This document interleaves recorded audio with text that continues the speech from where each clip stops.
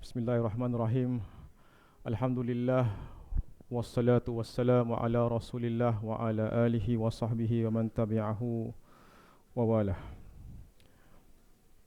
Jemaah yang dimuliakan Allah Subhanahu wa taala, bila kita lihat kembali bagaimana masa cepat berlalu, saya ingat Ramadan pertama berdiri di sini bersama dengan jemaah semua, berkongsikan tentang permulaan Ramadan dan juga tema kita. Dan sekarang ini kita sudah berada di hujung Ramadan. Setiap dari kita mungkin ada bermacam emosi yang bergejolak. Ada yang mungkin tak sabar nak raya. Ada juga yang sedang meneliti akhir-akhir Ramadan ni.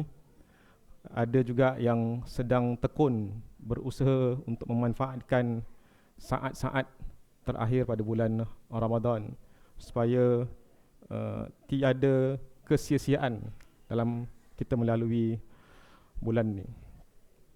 Dan masing-masing ada proses muhasabah masing-masing, apa impak Ramadan pada kali ini terhadap diri kita masing-masing. Cuma pada malam ini saya ingin mengajak para jemaah semua bersama kita teliti dan juga mungkin rumuskan bersama tema Ramadan yang ditetapkan ataupun diusahakan oleh Jabatan Dakwah selama 30 hari ini berkaitan dengan ilmu. Dan ia satu topik ataupun tema yang sangat-sangat berat, tapi sangat-sangat penting, yang tak biasa kita bicarakan dengan mendalam tentang permasalahan ilmu ni. Dan ilmu dalam erti konteks kita dalam Muhammadiyah adalah satu perkara yang sangat-sangat penting. The term ilmiah ni satu term yang kita sangat berpegang, di mana apa-apa yang kita ucapkan, apa-apa yang kita laksanakan perlu berlandaskan dengan ilmu. Dan apa yang dikeutarakan oleh para asatizah perlu ilmiah. Dan ini menjadi satu prinsip dan nilai yang terus diperjuangkan di Persatuan Muhammadiyah. Maka di akhir Ramadan ini saya ingin rumuskan tema kita pada sepanjang sebulan ini yang berkait dengan keluasan ilmu memacu pembangunan pembangunan jiwa dan juga pembangunan ummah.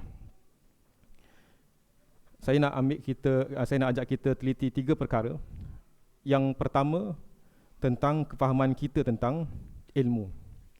Ilmu satu perkara yang dalam perihal hari ini, the term science, the term knowledge, memang satu perkara yang kita tidak dapat elakkan, even to the extent the term education. Dan manusia expected dalam konteks zaman sekarang melalui proses pendidikan, proses pembangunan ilmu. Tapi kita diterapkan dengan idea ilmu yang datang daripada Barat. Kita melalui proses pendidikan, penyerapan ilmu melalui sistem yang ditetapkan oleh Barat. Dan kita tahu bahawa ia tidak sempurna kerana hilang sisi elemen keislamannya. Maka kita perlu kembali pada pengertian ilmu yang sebenar. Ilmu yang berpandukan Islam, ilmu yang berpandukan wahyu, ilmu yang berpandukan Sang Pencipta yang menciptakan kita, yang menetapkan ini hala tuju kita dan ini bagaimana cara kita melalui kehidupan di dunia ni. Maka pengertian ilmu yang sebenar daripada perspektif Islam, perlu kita ketahui bahawa ilmu pengetahuan ini, iaitu pengetahuan dan segala maklumatnya, ia berasal daripada Allah Subhanahu Wa Taala. Asalnya kita perlu tahu, ia bukan datang daripada manusia yang pintar ataupun sekarang ni artificial intelligence. Ia datang daripada Allah Subhanahu Wa Taala. Dan kita sebagai umat Muhammad tahu sumber ilmu yang datang daripada Allah, ia berkait dengan Al-Quran Al-Karim dan juga As-Sunnah. Dan ia juga terhasil daripada pemahaman manusia. Ini kita tak boleh lari. Ilmu juga datang daripada pemahaman manusia yang Allah ilhamkan daripada mana ia berinteraksi dengan alam semesta. Yang di mana dengan ilmu yang datang daripada Al-Quran dan Sunnah dan juga daripada pengamatan kita terhadap alam semesta ini, ilham yang Allah berikan, kita gunakan untuk mengenali kebenaran. Ini yang paling pertama. Kita kenal tentang kebenaran, kita tahu apa di antara hak dan juga batil.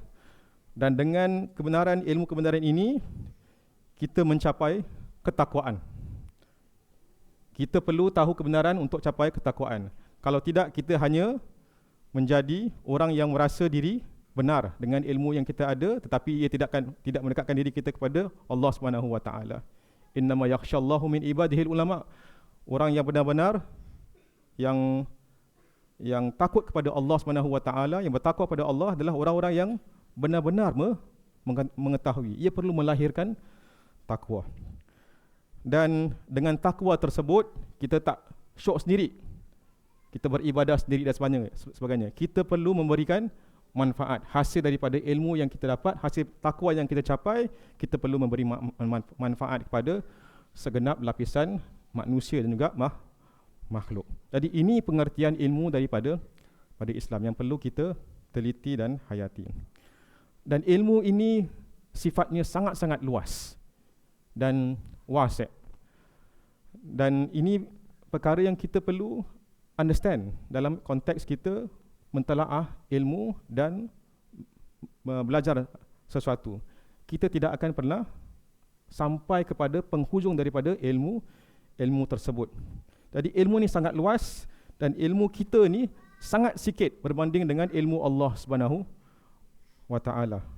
Dan apa yang Allah tetapkan untuk manusia mengetahui daripada ilmu Allah Subhanahu wa taala. Dan ini kita kembali kepada surah Luqman ayat 27 di mana Allah Taala berfirman, walau annama fil ardi min syajaratin aqlamun wal bahru yamudduhu min ba'dihi sab'atu abhur ma nafidat kalimatullah innallaha azizun hakim. Dan seandainya pohon-pohon di bumi menjadi pena dan lautan menjadi tinta, ditambahkan kepadanya 7 lautan lagi setelah kering, niscaya tidak akan habis-habisnya ia dituliskan kalimat-kalimat Allah. Sungguhnya Allah Maha Perkasa lagi Maha Bijaksana. Jadi ilmu Allah sangat-sangat luas. Kita hanya dapat serpihan kecil daripada ilmu Allah Ta'ala untuk kita manfaatkan buat diri kita dan buat mereka di sekeliling kita. Kedua, interaksi kita dengan ilmu. Kita manusia setiap hari kita berinteraksi dengan ilmu dan juga dengan maklumat. Jadi persoalannya, apa attitude kita terhadap interaksi kita dengan ilmu tersebut? Adakah kita interact dengan merasa kita ini cukup apabila kita mengetahui sesuatu, khususnya apabila kita mengetahui kebenaran? Aku benar, engkau salah, aku cukup, aku sempurna, kau tidak cukup, engkau tidak sempurna. Adakah itu adab kita berinteraksi dengan ilmu? Ataupun kita curious dan cuba mencari bermacam soalan yang mungkin Allah ingin kita cari, yang boleh memberikan manfaat kepada kita dan juga manusia. Dan ini khusus attitude kita dalam kita berinteraksi dengan perkara-perkara berkaitan dengan ilmu, tentang keluasan ilmu, tentang isu ikhtilaf, perbezaan yang ada di kalangan kita dalam kita meneliti ilmu, dan juga kepelbagaian yang ada, yang di mana kebenaran itu tidak hanya berbentuk satu, tapi bentuk yang pelbagai, yang di mana kita dapat kepelbagaian tersebut, kita lebih banyak manfaat yang kita boleh berikan. Dan juga bagaimana kita memanfaatkan sebuah ilmu itu untuk kebaikan umat sejagat. Dan ini umat the Western community dah menjangkaui kita, menjangkaui Islam dan menjangkaui keilmuan Islam, dan di mana pada waktu tersebut kita yang memberi kontribusi tersebut. Kita memberi kontribusi kepada pembinaan teknologi dan sebagainya. Dan hari ini kita have been surpassed by the Western community yang sangat-sangat keilmuan mereka tidak sempurna kerana tidak ada takwa di sana dan tidak ada keinginan untuk memberikan kebaikan kepada umat sejagat, khususnya apabila ia dikuasai oleh manusia-manusia yang gilakan kuasa, gilakan kekayaan, hinggakan boleh eksploitasi situasi seseorang itu dan situasi umat sejagat. Dan maka inilah kita perlu mungkin bangkit umat Islam untuk kita berinteraksi dengan ilmu dengan lebih baik dan memberikan kontribusi yang lebih baik. Dan ke tahap kita memberikan manfaat dan bukan merosakkan. Dan yang ketiga, ilmu, selain daripada kita faham ilmu tersebut dan kita interaksi, kita kena sedar ilmu ini perlu membentuk jiwa dan jati diri kita. Ini yang paling penting. Inilah impak ilmu yang paling penting untuk diri kita secara individu, secara masyarakat dan secara umat. Jadi ilmu bukan sekadar menjadikan kita orang yang tahu apa yang kita tahu. Ilmu bukan sahaja menjadikan kita orang yang tertahu, tetapi apa yang kita tahu ini menjadikan kita orang yang bagaimana. Dan atas dasar itu, pentingnya perlu kita faham bahawa ilmu ini berkait, dia akan melahirkan nilai dan prinsip. Dia bukan melahirkan hukum, dia bukan melahirkan statement, dia bukan sekadar melahirkan solusi, tapi dia melahirkan nilai dan prinsip yang akan melahirkan hukum yang baik, solusi yang baik dan juga prinsip yang baik. Dan nilai dan prinsip yang diminta oleh ilmu ini, khususnya kita yang percaya, ia perlu berdasarkan Al-Quran dan As-Sunnah, dan akhirnya ia perlu membantu kita memahami dan menafsirkan ilmu dengan benar. Jadi proses kita adalah is a circle. Kita menjiwai ilmu, memahami ilmu, ia membentuk prinsip, ia membentuk nilai, kita belajar lagi, kita mendalami, mungkin ayat yang sama, ia memperkuatkan nilai, memperkuatkan prinsip, dan juga memberikan kita idea-idea, ilham-ilham yang Allah berikan untuk kita memberikan solusi bagi segala permasalahan secara individu dan juga secara umat. Dan akhirnya dengan itu terbentuklah apa yang dikaitkan dengan cycle of ilmu dan takwa. Takwa membentuk ilmu dan ilmu continuously membentuk ketakwaan kita, dan ini berterusan. Dan ini yang diterangkan di dalam firman Allah Subhanahu wa taala dalam surah Al-Baqarah ayat 282, firman Allah, wattaqullah wa yuallimukumullah.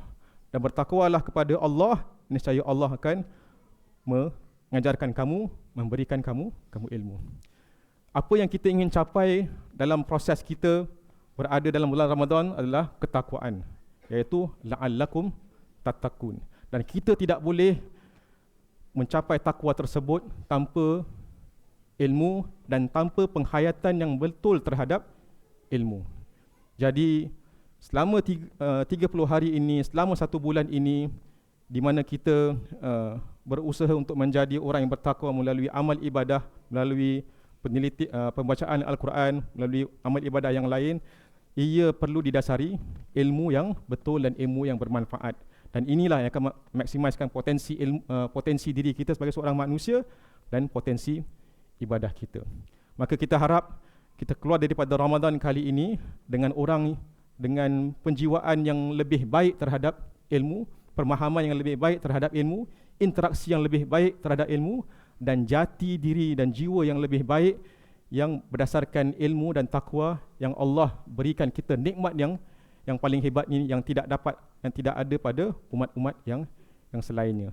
Semoga Allah SWT memberikan kita ketakwaan yang hakiki, yang dibina, didasari oleh ilmu yang benar, ilmu yang datang daripada Allah SWT, dan juga supaya kita menjadi orang yang dengan takwa dan ilmu tersebut memberikan sumbang bakti kepada masyarakat melalui apa-apa bentuk sumbangan dan impact.